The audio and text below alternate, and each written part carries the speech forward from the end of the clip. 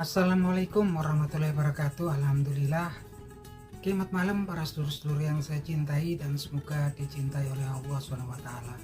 Oke para sedulur, jadi di pertengahan tahun 2025 ini ada dua objek ya yang lagi jadi perhatian dan jadi perbincangan publik, yang jadi perbincangan netizen dan juga para pakar politik, juga pakar hukum gitu kan. Yaitu objek tersebut adalah satu, kasusnya Pak Hasto Kristianto, yaitu Sekjen PDIP yang terkena tuduhan penyuapan komisioner KPU ya terkait dengan Harun Masiku dalam penetapan daripada anggota DPR ya, Harun Masiku. Yang jelas Pak Hasto saat ini memang sidangnya sudah selesai dan kemudian jaksa penuntut umumnya menuntut 7 tahun kurungan untuk Pak Hasto Kristianto.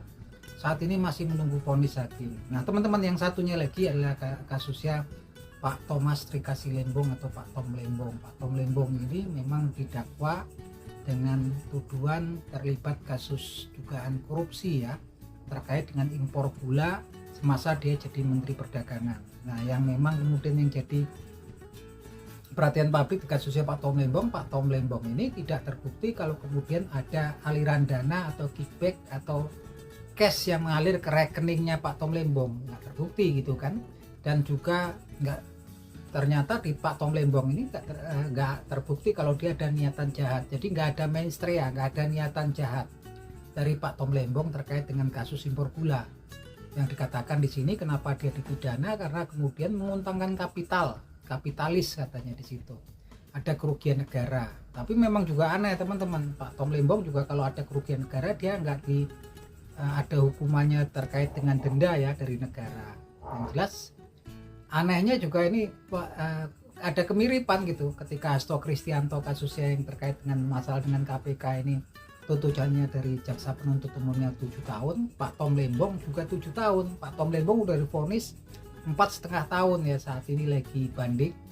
Pak Hasto kita masih menunggu ya, nanti akan divonis hakim berapa ini. Yang jelas kita kemudian ini yang kemudian jadi banyak pertanyaan, jadi perbincangan oleh publik gitu kan, gimana seorang seperti Thomas Lembong yang memang tak terbukti memiliki mensrea atau niatan jahat dalam kasus impor gula semasa dia jadi menteri, dan juga nggak ada aliran dana atau kickback kepada Pak Tom Lembong dari korporasi yang mendapatkan hak untuk impor gula tersebut, tapi tetap divonis di 4,5 tahun.